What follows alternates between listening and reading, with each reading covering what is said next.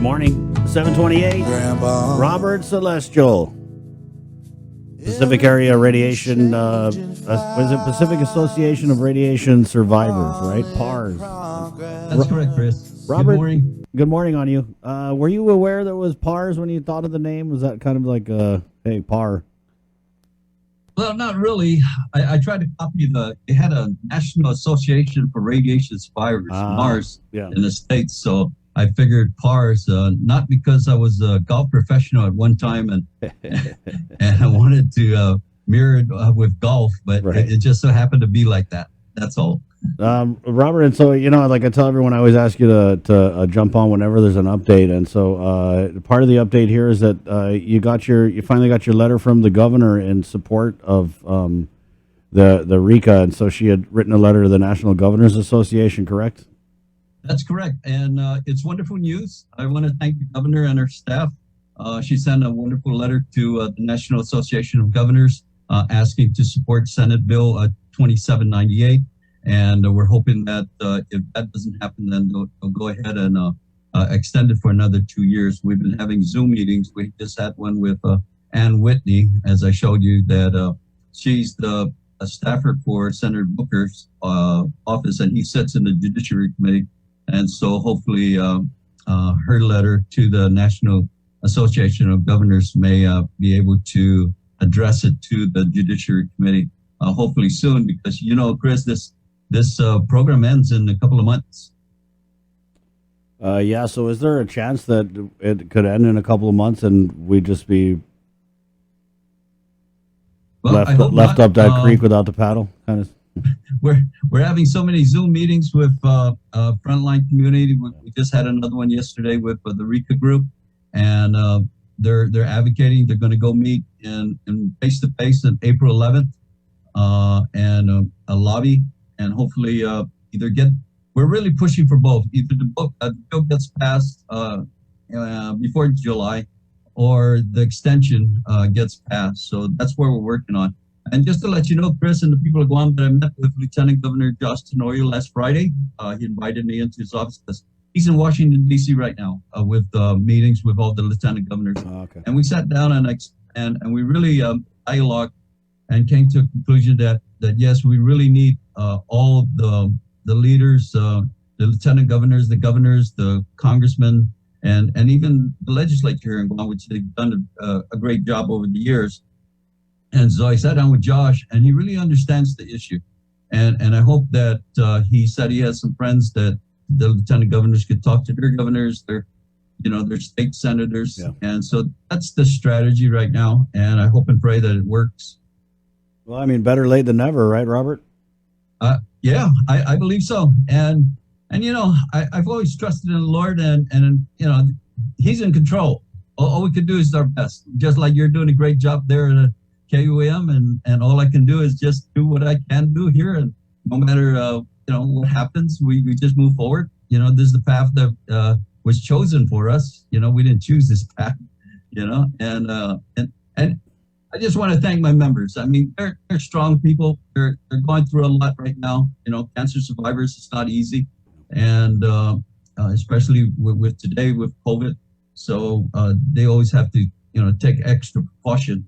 And so that's where we're at right now, Chris. I'm glad that God got your email. I mean, 2 months before this thing could totally end. Like I said, again, better late than never. But you talk about the governor, the lieutenant governor, the legislature, the missing piece, the congressman. Have you spoken with the congressman? Has he offered to lend his support? Because it's election year, and I hear he's running. Might be time. You might get that yes. Well, no, I haven't heard from the congressman. Oh, man. That's unfortunate. But you are doing the job of a congressman. Can we pop up that picture? Robert sent me this picture.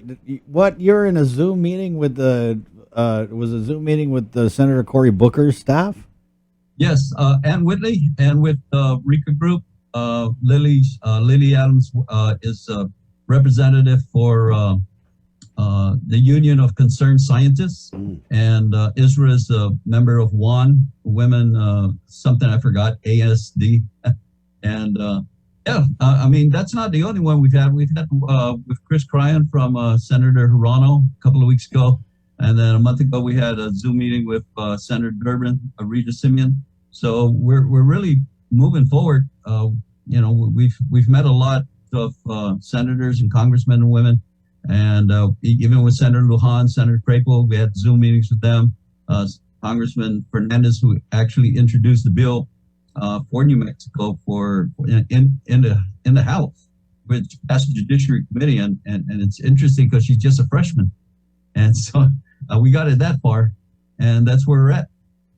Yeah, and no, I'm not running for Congress. Oh, that was my next question. Well, what do you think so far about who is? So we've got, what is it, Senator Moylan? Well, whoever wins, I really hope and pray that they do what's needed for the people of Guam, because we really need representation up there in the, up in the capital, and the main thing is to build relationships that long lasting relationships with the staffers and with the congressmen and women and with the Senate, and that's what it is. It's that since we're an unincorporated territory and we don't have vote and only in committee, right? I think it's wise to build really strong relationships that they're in Washington D.C.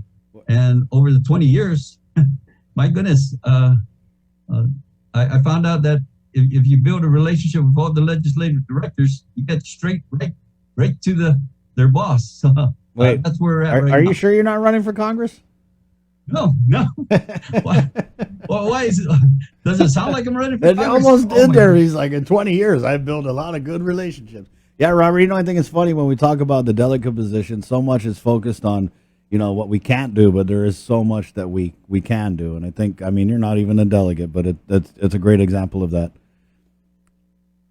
A lot we can do. Yeah. Doors can open. We just gotta be aware of it and jump in there. Yeah, and make sure we're knocking at the right door. And if we have a seat at the table, make sure that table's in the right room, right? Yep, exactly. And well, we just gotta continue to pray and hope for the best. And sometimes it's beyond our control, But you're right. You just gotta keep knocking in the doors, and the right doors. And whatever door open, you go in, you present your case, and that's it. It's up to them whether they open their hearts and listen, and hopefully they will. And we're blessed because Guam's been in the bill for many years, yeah. and they haven't kicked us out.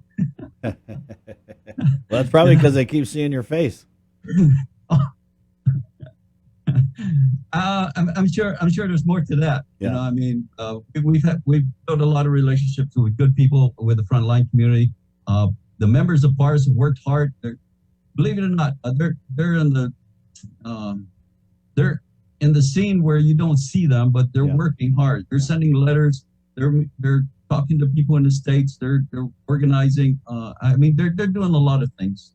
Stuff that I probably couldn't do on my own. And so I give them a lot of credit. The members of PARS. So they deserve a lot of credit. And I want to thank again everyone who's helped. The governor's really stepped up. She understands that people of Guam has suffered for so many years, so many cancers. She even wrote it in her letter, so many cancers, so many diseases here in Guam that can be attributed to the exposure to radiation. And Chris, they kept this covered for many years, and our people have been living their lives freely and not knowing that they were exposed to nuclear fallout. It's really sad. It is, Robert, and I'm humbled by the service, and thank you for that service. You Google Robert Celestial Guam, and you'll see. The news articles going back and back and back, and each one you look younger than before. But you've been doing this for a while, a couple decades, Robert. So thank you for that, okay? Well, you're welcome. You're welcome, and thank you for the people of Guam for standing with us. And God bless you all. Robert, I know you're doing a talk here, right? Wow, Day, you made the talk circuit. You're doing is this, so in Independent Guam, the Online General Assembly, Robert is doing a Facebook Live discussion, today. And this is, you're honoring Magatalta, Robert Celestial. So this is great. Congratulations on that, Robert. Well, thank you. And what I'm doing is giving a PowerPoint presentation, and it's going to be very informative. And I thank the folks at the University of Guam, Victoria Lunguero and Tiara, and everyone else, who invited me, and even Dr. Hattori, she's going to speak too. So it's wonderful to get the news out, no matter what. There's a lot of people who haven't heard of this, and I'm surprised over the 20 years. So we're trying to reach out to everyone, and hopefully, by the grace of God, we'll get their support again. And I really believe we're going to either get the extension or they're going to pass our bill. I'll be praying too. Thank you, Robert. Okay, thanks, Chris. And Okay, my friend. God Yes, bless. got it. There you go, Robert Celestial, upbeat. You remember our last discussion with Robert a couple weeks ago? He wasn't in this good of a mood, and he was expressing frustration about that lack of a unified effort. That one Guam. Remember when we used to have one Guam, right? One Guam approach, and it was the governor, and then we had the senators, the delegate, all lined up to support these very important issues related to Guam. And I mean, because we're just such a little